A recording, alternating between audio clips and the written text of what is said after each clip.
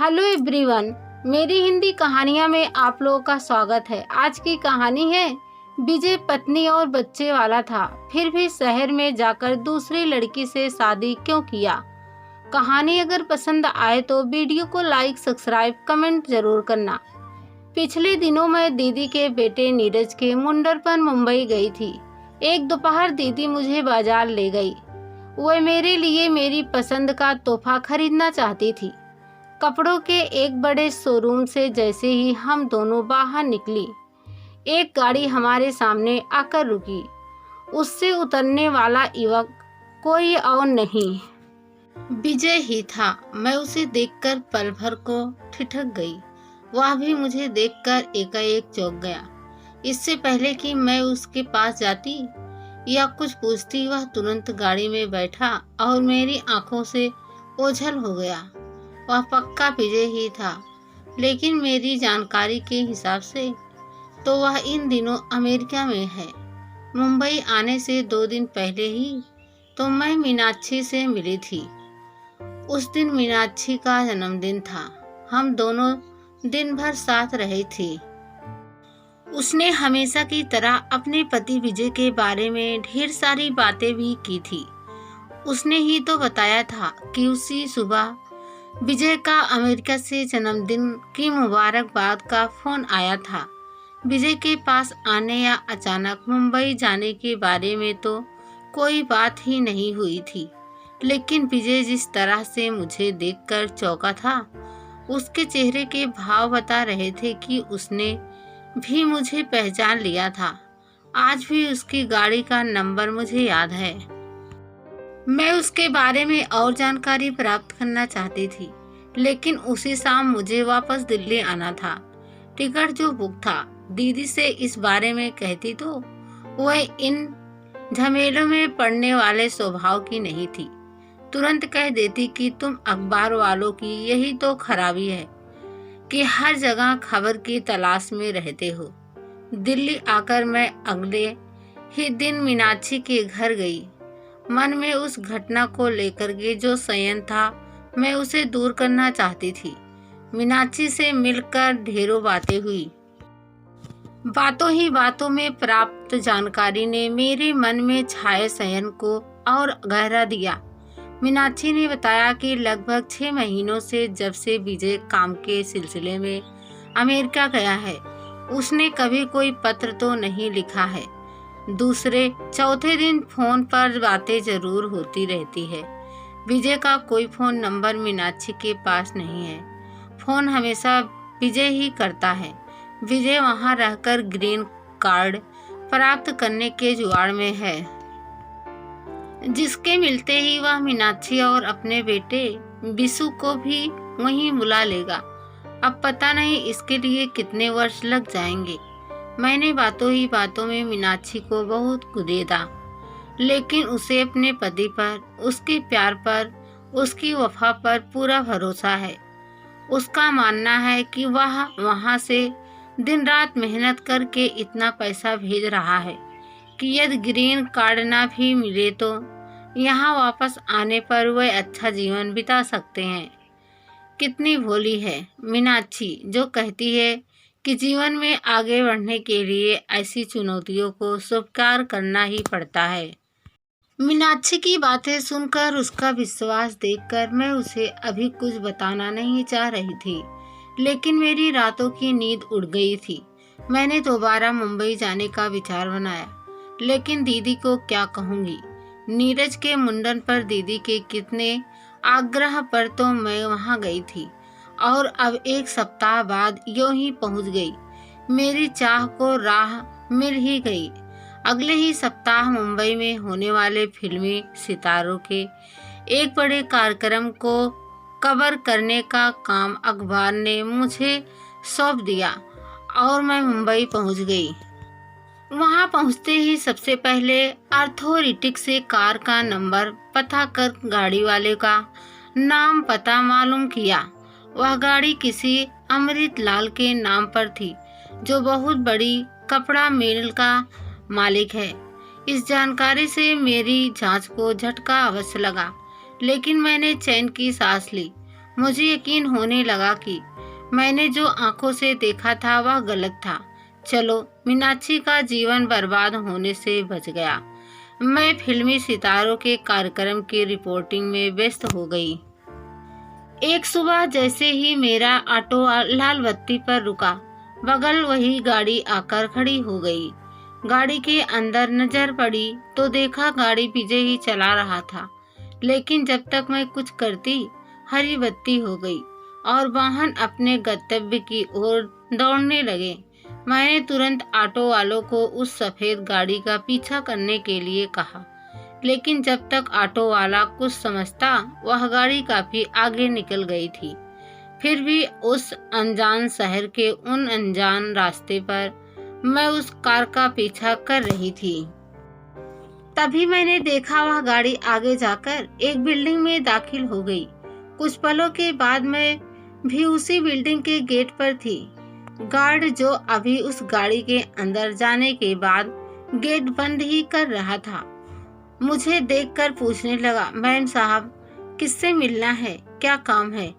यह अभी जो गाड़ी अंदर गई है वो बड़े साहब के दामाद है। मैम साहब, वो विजय साहब थे ना? हाँ मैम साहब। आप क्या उन्हें जानती हैं? गार्ड के मुंह से हाँ सुनते ही मुझे लगा भूचाल आ गया है। मैं अंदर तक हिल गई। विजय, मिल मालिक अमृतलाल का दामाद? लेकिन यह कैसे हो सकता है? बड़ी मुश्किल से हिम्मत बटोरकर मैंने कहा, देखो, मैं जर्नलिस्ट हूँ, अखबार के दफ्तर से आई हूँ, तुम्हारे विजय साहब का इंटरव्यू लेना चाहती हूँ। क्या मैं अंदर जा सकती हूँ? मैम साहब, इस वक्त तो अंदर एक जरूरी मीटिंग हो रही है, उसी के लिए विजय साहब भी आए हैं। अंदर और भी बहुत बड़े बड़े साहब लोग जमा हैं। आप शाम को उनके घर में उनसे मिल लेना। घर में? मैं सोच में पड़ गई, अब भला घर का पता कहाँ से मिलेगा?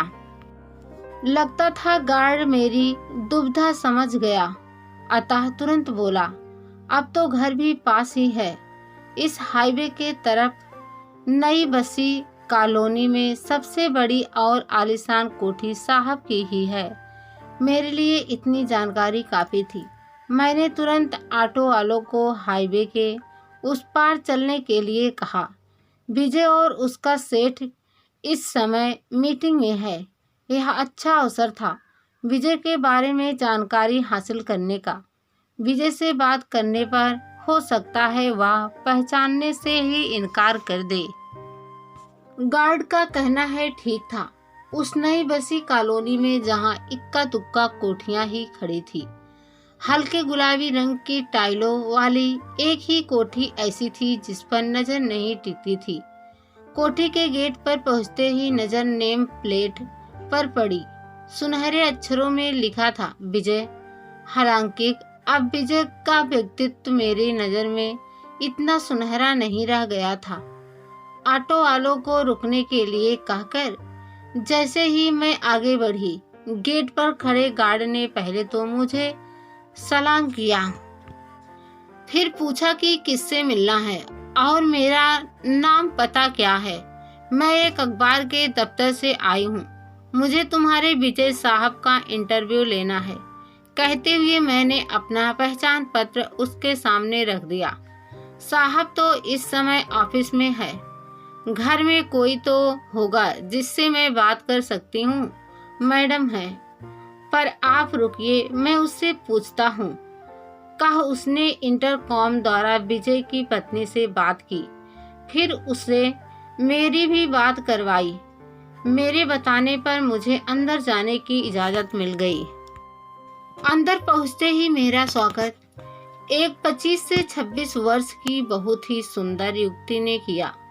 दूध जैसा सफेद रंग, लाल लाल गाल, ऊंचा कद, तन पर कीमती कपड़े, कीमती साड़ी, गुलाबी होठों पर मधुर मुस्कान बिखेरते हुए वह बोली, नमस्ते, मैं स्मृति हूँ, विजय की पत्नी। आपसे मिलकर बहुत खुशी हुई।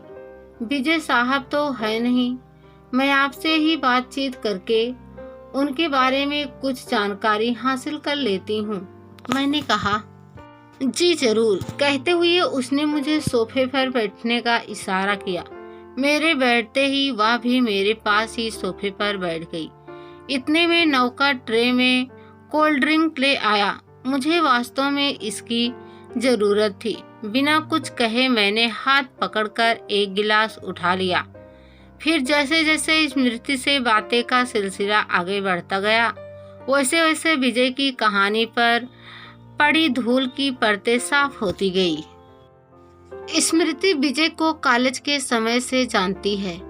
कॉलेज में ही दोनों ने शादी करना तय कर लिया था। विजय का तो अपना कोई है नहीं, लेकिन स्मृति के पिता सेठ अमृत लाल को यह रिश्ता स्वीकार नहीं था। उनका कहना था कि विजय मात्र उनके पैसों की लालच में स्मृति से प्रेम का नाटक करता है।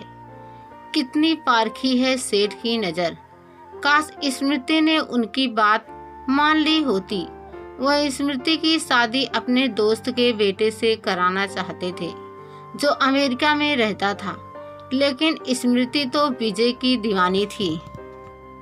वाह विजय वाह, इधर स्मृति उधर मीनाक्षी, दो दो आदर्श पतिव्रता पत्नियों का एकमात्र पति विजय, जिसके अभिनय कौशल की जितनी भी तारीफ की जाए कम है।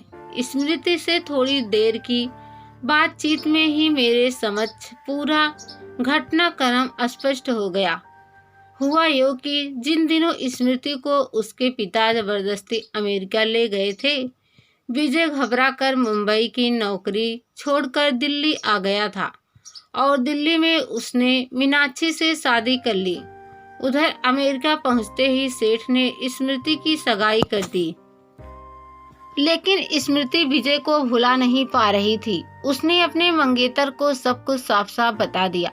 पता नहीं उसके मंगेतर की अपने जीवन की कहानी इससे मिलती जुलती थी या उसे स्मृति की अस्पष्टवादिता भा गई थी। उसने स्मृति से शादी करने से इनकार कर दिया। स्मृति की शादी की बात तो बनी नहीं थी, अतः वह दोनों यूरोप घूमने निकल गए। उस दौरान स्मृति ने विजय से कई बार संपर्क करने की कोशिश की, लेकिन बात नहीं बनी, क्योंकि विजय मुंबई छोड़ चुका था। 6 महीनों बाद जब वह मुंबई लौटे तो विजय को बहुत ढूंढा गया, लेकिन सब बेकार रहा। स्मृति विजय के लिए परेशान रहती थी और उसके पिता उसकी शादी को लेकर परेशान रहते थे। एक दिन अचानक विजय से उसकी मुलाकात हो गई। स्मृति बिना शादी की लौट आई है, यह जानकर विजय हैरान परेशान हो गया। उसकी आंखों में स्मृति से शादी करके करोड़पति बनने का सपना फिर से तैरने लगा। मेरे पूछने पर स्मृति ने शर्माते हुए बताया कि उनकी शादी को मात्र 5 महीने हुए हैं। मन में आया कि इसी पल उसे सब कुछ बता दूं, धोखेबाज विजय की कलई खोल कर रख दूं, स्मृति को बता दूं कि उसके साथ कितना बड़ा धोखा हुआ है, लेकिन मैं ऐसा ना कर सकी। उसके मधुर व्यवहार, उसके चेहरे की मुस्कान, उसकी मांग में भरे सिंदूर ने मुझे ऐसा करने से रोक दिया। मेरे एक वाक्य से यह बहार पतझड़ में बदल जाती, अतः मैं अपने को इसके लिए तैयार नहीं कर पाई, यह जानते हुए भी कि यह सब गलत है, धोखा है। मेरी जवान मेरे साथ नहीं दे रही थी। एक तरफ पल दो पल की पहचान वाली स्मृति थी, तो दूसरी तरफ मेरा बचपन की सहेली मीनाक्षी। मेरे लिए किसी एक का साथ देना कठिन हो गया। मैं तुरंत वहां से चल दी। स्मृति पूछती ही रह गई कि विजय के बारे में यह सब किस अखबार में किस दिन छपेगा। खबर तो छपने लायक ही हाथ लगी थी, लेकिन इतनी गर्म थी कि इससे स्मृति का घर संसार जल जाता। उसकी आँच से मीनाक्षी भी कहाँ बच पाती। बाद में बताऊंगी, कहकर मैं तेज कदमों से बाहर आ गई। मैं दिल्ली लौट आई। मन में तूफान समाया था। बेचैनी जब असहनीय हो गई तो मुझे लगा कि मीनाक्षी को सब कुछ बता देना चाहिए। वह मेरी बचपन की सहेली है, उसे अंधेरे में रखना ठीक नहीं। उसके साथ हो रहे धोखे से उसे बचाना मेरा फर्ज है। मैं अनमनी सी मीनाक्षी के घर जा पहुंची। मुझे देखते ही वह हमेशा की भांति खिल उठी। उसकी वही बातें फिर शुरू हो गई। कल ही विजय का फोन आया था। उसके भेजे कवर्ड 50,000 अभी थोड़ी देर पहले ही मिले हैं। विजय अपने अकेलेपन से बहुत परेशान है। हम दोनों को बहुत याद करता है, दोनों की पल पल चिंता करता है, वगैरह वगैरह। एक पतिव्रता पत्नी की भांति उसकी दुनिया विजय से शुरू होकर विजय पर ही खत्म हो जाती है। मेरे दिमाग पर जैसे कोई हथौड़े चला रहा था। विनय की सफल अदाकारी से मन परेशान हो रहा था, लेकिन जबान तालू से चिपक गई। मुझे लगा मेरे मुंह खोलते ही सामने का दृश्य बदल जाएगा। क्या मीनाक्षी विनय के बिना जी पाएगी? क्या होगा उसके बेटे विश्व का? मैं चुपचाप यहाँ से भी चली आई ताकि मीनाक्षी का भरम बना रहे, उसकी मांग में सिंदूर सजा रहे, उसका घर संसार बसा रहे। लेकिन कब तक? सदा सच का साथ दो, सदा सच बोलो। और ना जाने कितने ही ऐसे आदर्श वाक्य दिन रात मेरे कानों में गूंजने लगे हैं, लेकिन मैं उन्हें अनसुना कर रही हूँ। मैं उनके अर्थ समझना ही नहीं चाहती, क्योंकि कभी मीनाक्षी और कभी स्मृति का चेहरा मेरी आंखों के आगे घूमता रहता है। मैं उनके खिले चेहरे पर मातम का काली छाया नहीं देख पाऊंगी। पता नहीं मैं सही हूँ या गलत। हो सकता है कल दोनों ही मुझे गलत समझे, लेकिन मुझसे नहीं हो पाएगा। मैं तब तक चुप रहूंगी जब तक विनय का नाटक सफलतापूर्वक चलता रहेगा। पर्दा उठने के बाद तो आंसू ही आंसू रह जाने हैं। मीनाक्षी की आंखों में, स्मृति की आंखों में, सेठ अमृत लाल की आंखों में, और स्वयं मेरी भी आंखों में। फिर भला विनय और भी कहाँ बच पाएगा? डूब जाएगा आंसुओं के उस सागर में।